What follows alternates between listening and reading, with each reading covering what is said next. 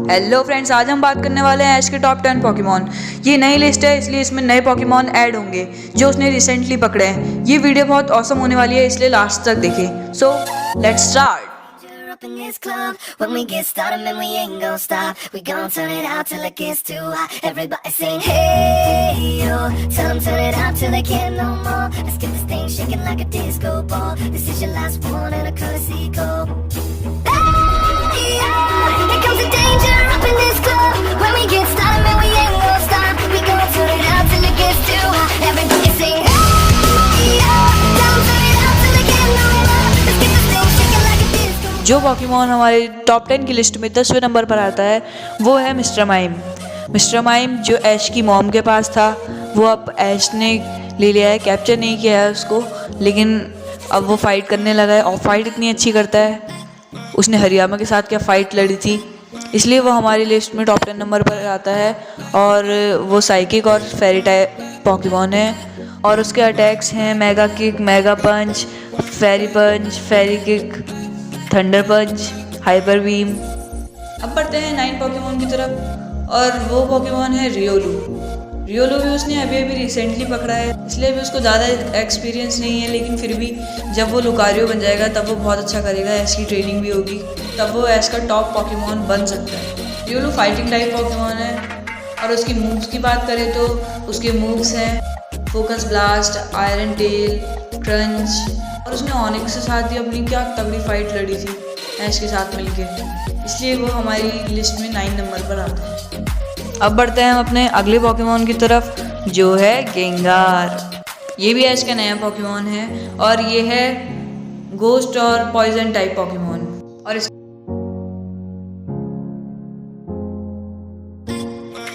इसलिए ये आता है हमारी लिस्ट में 8वें नंबर पर।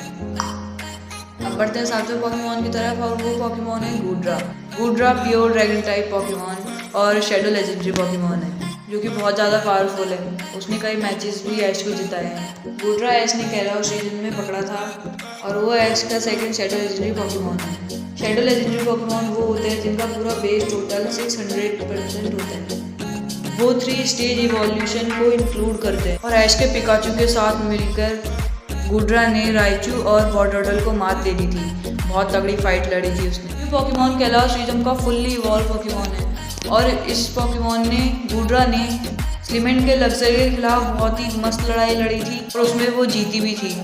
जरी को बुरी तरह हरा दिया था और उसको बहुत सारे मूव्स भी आते हैं जैसे dragon pulse, dragon breath, ice beam, white, और इन्हीं शानदार मूव्स की वजह से गूड्रा आता है 7वें नंबर पर। तो अब बढ़ते हैं अपने अगले पोकेमॉन की तरफ और वो है स्नोरलैक्स। तो ऐश के स्नोरलैक्स ने चाहे किसी भी लेजेंडरी पोकेमॉन से फाइट ना की हो, लेकिन मुझे यकीन है अगर वो लेजेंडरी पोकेमॉन से फाइट करेगा तो वो ज़रूर हरा देगा उसे। और ऐश के स्नोरलैक्स ने गैरी ओक के आर्कनाइन और नीडो क्वीन को बहुत ही बुरी तरीके से हरा दिया था पोकेमॉन ने, लेकिन उसको अपनी ज़्यादा पावर दिखाने का मौका नहीं मिला। फिर भी उसने काफ़ी पावर दिखाई, जैसे कि सबसे शानदार परफॉर्मेंस उसने तब दिखाया था जब उसने ग्रेटा के खिलाफ बैटल फ्रंटियर में मुकाबला किया था। क्या मुकाबला था वो! किसी भी पोकेमॉन ने 4 से ज़्यादा ऐश के किसी भी पोकेमॉन ने 4 से ज़्यादा मूव्स यूज़ नहीं किए, लेकिन स्नोरलैक्स अकेला पोकेमॉन है जिसने 6 मूव्स यूज़ किए। तो सोचो वो कितना पावरफुल होगा, क्योंकि कोई भी पोकेमॉन 4 से ज़्यादा मूव यूज़ नहीं कर पाता है, लेकिन उसने 6 मूव यूज़ किए। और ऐश अपने स्नोरलैक्स को कुछ खास मुकाबलों के लिए बैकअप के लिए रखता है, तो आप सोच ही सकते हो फिर। और ऐश के स्नोरलैक्स ने हैरिसन के हिप्नो और स्ट्रीलैक्स को भी पछाड़ दिया था। स्नोरलैक्स एक ऐसा पोकेमॉन है जो हारती हुई बाजी को भी हमें जिता सकता है। और उसकी मूव्स की बात करें तो मेगा किक, मेगा पंच, पेडे, बॉडी स्लैम और आइस पंच, और नॉर्मल और बहुत ही शानदार पोकेमॉन है, इसलिए आता है हमारी लिस्ट में 6ठे नंबर पर। 5वें नंबर पर तो ऐश का ऐसा पोकेमॉन है जिसको सब जानते हैं और सब उसके फ़ैन हैं। वो इतना पावरफुल है कि वो बड़े से बड़े पोकेमॉन को आराम से हरा सकता है, इतना छोटा होने के बावजूद। और उसने 3 शेडो लेजेंडरी पोकेमॉन को भी हरा रखा है, जिसमें शामिल है ड्रेक का ड्रैगनाइट, जिसको उसने ऑरेंज लीग में हराया था। और यहीं पिकाचू ने 2 पोकेमॉन को और हराया था जो है टायरेंटार और मेटाक्रॉस, जिसको उसने कैलॉस लीग में हराया था। इसमें 2 लेजेंडरी पोकेमॉन भी शामिल है, जिसमें शामिल है रेजिगिगस, टोबियस और लेटियस के साथ उसका टाई हो गया था, नहीं तो वो उसको भी हरा ही देता। ऐश के पिकाचू ने मेगा लुकारियो को भी हरा रखा है। सोच ही सकते हो मेगा लुकारियो कितना पावरफुल होगा। और ऐश के पिकाचू का विनिंग रेट है 60%।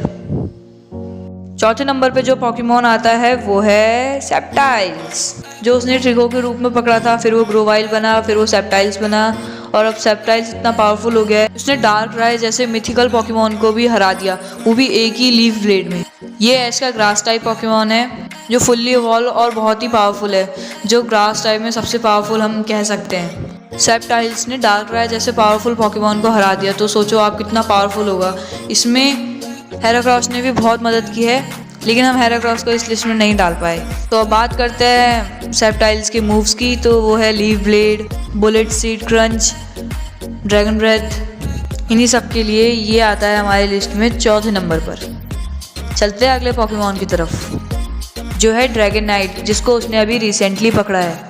ड्रैगन नाइट को अभी ज़्यादा एक्सपीरियंस नहीं है, लेकिन अगर वो ऐश के साथ रहे और अच्छे ट्रेनिंग करे तो वो शेडो लेजेंडरी पोकेमॉन है। वो क्या कर सकता है, वो आराम से किसी भी पोकेमॉन को हरा सकता है। शेडो लेजेंडरी पोकेमॉन से कुछ ही कम होते हैं, और कुछ पोकेमॉन तो ज़्यादा ट्रेनिंग करके उनसे भी अच्छे बेहतर बन सकते हैं। अगर वो अच्छे से ट्रेनिंग करे तो बहुत अच्छे से बन सकता है, इसीलिए वो हमारी लिस्ट में आता है तीसरे नंबर पर। तो दूसरे नंबर पे जो पोकेमॉन आते हैं वो कुछ ज़्यादा ही पावरफुल है और वो सबके फेवरेट भी हैं। ये दोनों एक जैसे ही हैं, एक ही टाइप के पोकेमॉन हैं, लेकिन दोनों अलग अलग हैं और बहुत ही पावरफुल पोकेमॉन हैं और सबके फेवरेट, इसलिए मैं इन्हें दूसरे नंबर पर रख रहा हूँ। और एक है चारिज़ार्ड, दूसरा है का प्यारा इन्फरनेप।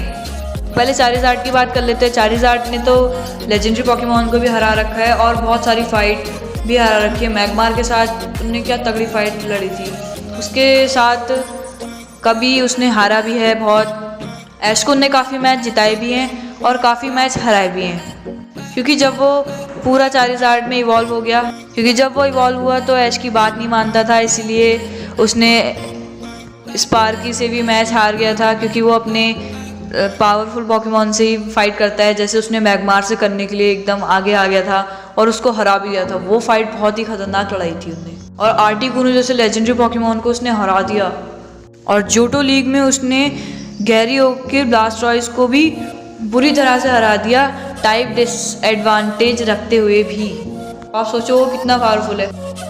और चेरिस्पिक वैली से ट्रेन होते हुए तो वो और भी पावरफुल हो गया, क्योंकि चेरिस्पिक वैली से जो ट्रेंड होता है चारिज़ार्ड वो बहुत ही पावरफुल होता है और उसमें कुछ करने की चाह है, क्योंकि जब उसने देखा कि मुझसे भी पावरफुल पोकेमॉन है तब उसने वहीं डट के वहीं रुकने का फ़ैसला किया, वहीं ट्रेनिंग लेने का फ़ैसला किया। अब बात कर लेते हैं इन्फरनेप की। इन्फरनेप जो कि ऐश का पोकेमॉन है, लेकिन पहले वो ऐश का नहीं हुआ करता था, उसको पॉल ने छोड़ा है क्योंकि वो पहले पावरफुल नहीं था। और वो जब इन्फरनेप चिमचार था और वो ज़्यादा अच्छे से फाइट नहीं कर पाता था तो पॉल ने उसको छोड़ दिया था। तब ऐश ने उसको अपनी टीम में ले लिया और उन्होंने अच्छे से फाइट की, और बाद में चिमचार विकसित हुआ और बना मॉनफ्रेनो, फिर बना इन्फरनेप। और इन्फरनेप इतनी पावरफुल हो गया, उसमें जब वो गुस्से में आता है तब तो उसको काबू करना बहुत ही मुश्किल हो जाता है। बस उसको ऐश काबू कर सकता है, क्योंकि उनका बॉन्ड बहुत ही अच्छा है। और इवॉल्व होने के बाद वो एक भी सिंगल मैच नहीं हारा है, और उसका विनिंग रेट है 83%, सबसे ज़्यादा। तो वो दूसरे नंबर पर आने के तो काबिल है। अब बढ़ते हैं आगे अपने अगले पोकेमॉन की तरफ, अपने फर्स्ट नंबर पोकेमॉन की तरफ। तो गाइस आप गैस करो कौन सा पोकेमॉन होगा वो। चलो मैं ही बता देता हूँ, वो है most popular Greninja. Greninja Ash का बहुत ही पावरफुल पोकेमॉन है, ओवर पावर पोकेमॉन है, और उसने ऐश को काफ़ी जीत दिलाई है और उसका विनिंग रेट है 80%। और वो है वाटर और डार्क टाइप पोकेमॉन। और इनका बॉन्ड इवोल्यूशन इतना पावरफुल है, जब ये बॉन्ड इवोल्यूशन हो जाता है तो वो मेगा से भी ज़्यादा पावरफुल हो जाता है। और इन्होंने बॉन्ड इवोल्यूशन करके बहुत लोगों को हराया है, बहुत पोकेमॉन्स को हराया है। बस एलिन के चारिज़ार्ड से वो हार गया था, पता नहीं क्यों। वो बहुत थक चुका था बेचारा, क्योंकि उससे पहले भी उसने काफ़ी मैच लड़े थे, इसलिए वो हार गया। नहीं तो मुझे यकीन है पक्का जीतता। लेकिन कोई बात नहीं, फिर भी ये पहले नंबर पे आने का हकदार है, लेकिन अब वो चले गए हैं, ऐश ने उसको रिलीज़ कर दिया है, तो अब वो शायद वापस आए, तो अब वो पहले नंबर पे है हमारे।